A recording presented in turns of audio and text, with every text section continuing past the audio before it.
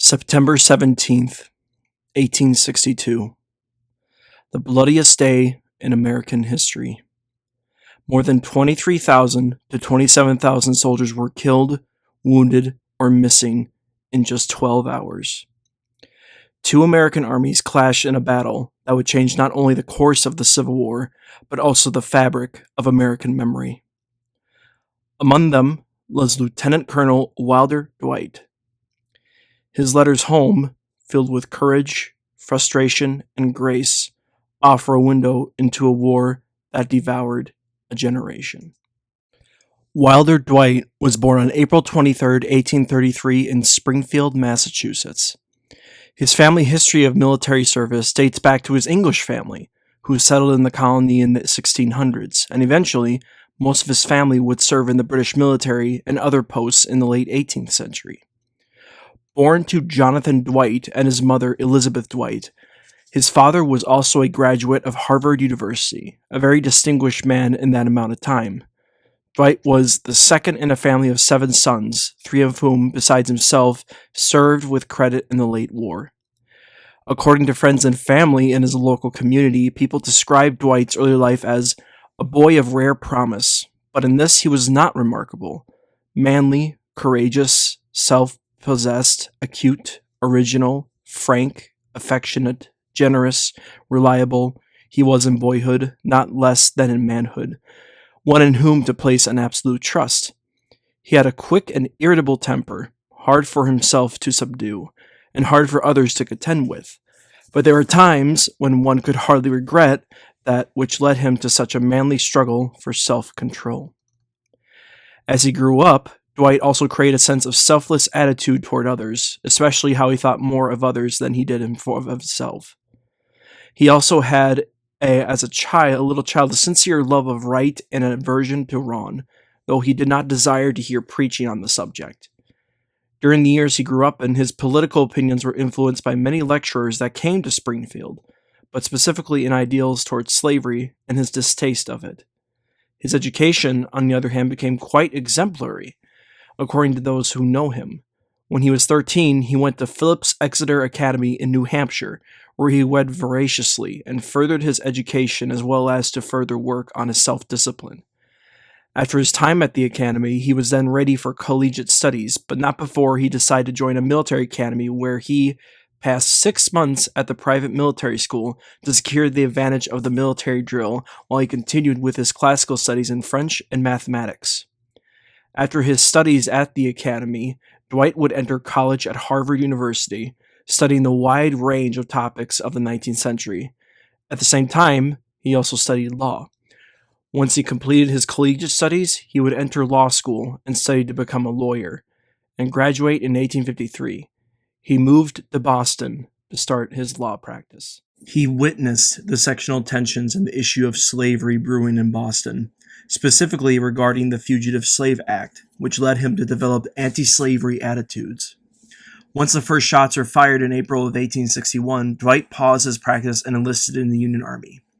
He would be sent to Washington, D.C. to be in what would be known later as the Army of the Potomac, and would be made major of the new and fresh 2nd Massachusetts Regiment that was formed that spring. Dwight's attitude toward higher military command and political influence created a sense of the cost of war that he witnessed. After fighting at Ball's Bluff in Virginia in October of that year, he wrote a letter to his mother addressing these issues and the horrific casualties he witnessed. Does it awaken you to the fact that politicians are not generals? All our mishaps are political. Military achievement was never the result of a caucus. After a time, he and the regiment would be transferred to the Union Army under the command of Nathaniel Banks, in which the regiment would fight its first battles in the Shenandoah Valley Campaign of 1862, fighting against Stonewall Jackson and his army. Dwight and his regiment would fight at the Battle of Cedar Mountain, but did not arrive in time to fight in the Second Battle of Bull Run. In the summer of 1862, Dwight would be promoted to lieutenant colonel of the regiment. The regiment and Dwight would participate in the Antietam campaign and march through the land that they guarded in the spring of 1861. They would pass through Frederick, their recent posting, and would converse with the civilians there whom they had known the previous spring. Once fighting broke out at South Mountain, however, Dwight and his regiment would not participate in the fighting there. The marching by the 12th Corps, the regiment that Dwight and his comrades were assigned to, would be marching in front of the fighting, but would not directly participate in the battle.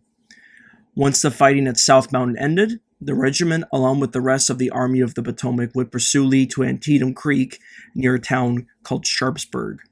But the regiment would eventually make camp in Boonesboro, a couple of miles away. Dwight and his regiment were exhausted from marching through Maryland and would try to get rest on the night of September 16th. The morning of September 17th would change one American family forever.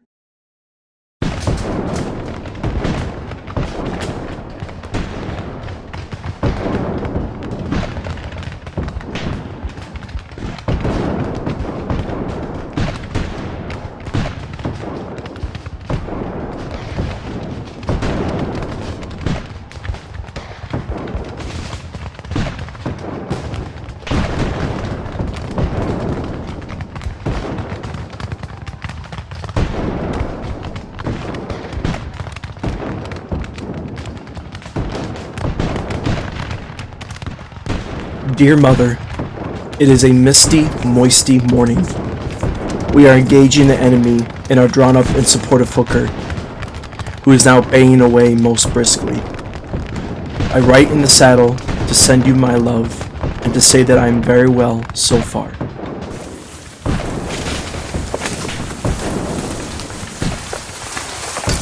Infantry, move out.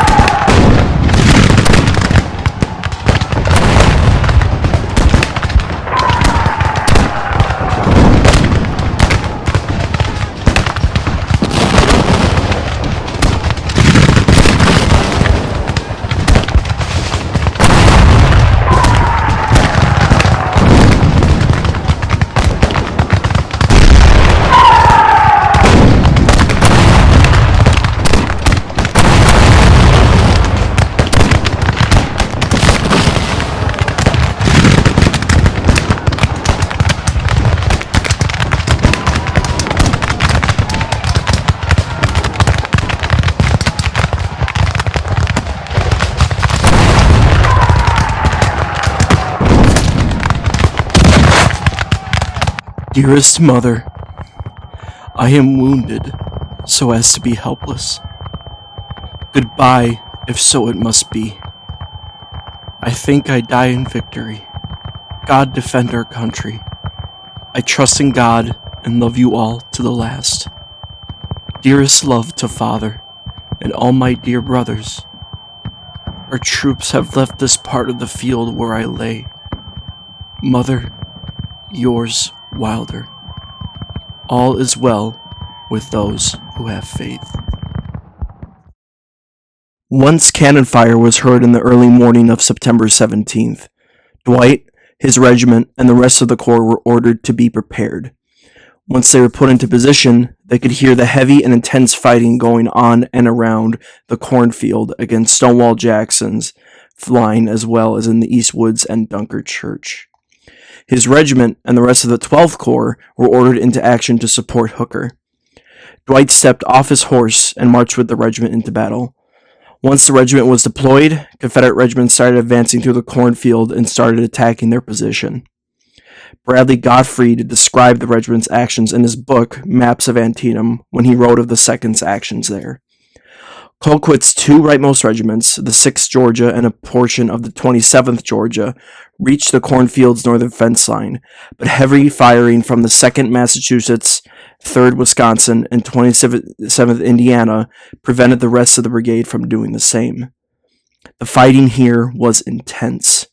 Dwight and the 2nd Massachusetts would advance into the cornfield and endure heavy and intense fighting that resulted in bloody back-and-forth combat. A Confederate shell shattered his leg, mortally wounding him. After the fighting, Dwight would sit on the cornfield fence, waiting for anybody to come pick him up. His comrades returned for him, where they carried him to Boonesboro on a stretcher, past fields of the dead. 2 days later, he would sing the national anthem to keep his spirits up. And he would say things like, "My poor mother." As a result of his wound, Wilder Dwight died. He was mourned by his family, his regiment, and his town, and he is buried in Massachusetts to this day. His death, one of thousands, reflected a changing America, one where war was no longer noble and death no longer glorious. Antietam didn't just alter the battlefield. It reached into homes across the country, through letters, through loss, through the first war photographs Americans had ever seen.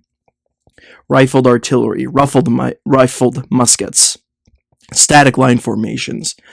The tactics of the past collapsed beneath the power of the present, and men like Wilder Dwight bore the cost. Wilder Dwight's story is not unique, but it brings the war's pain and purpose into sharp focus. Through his words, we feel the humanity buried beneath the statistics. Antietam was a turning point, not just in the war, but in what we choose to remember. In the final words of a wounded young man, "All is well with those who have faith." We hear a nation still learning how to mourn its own.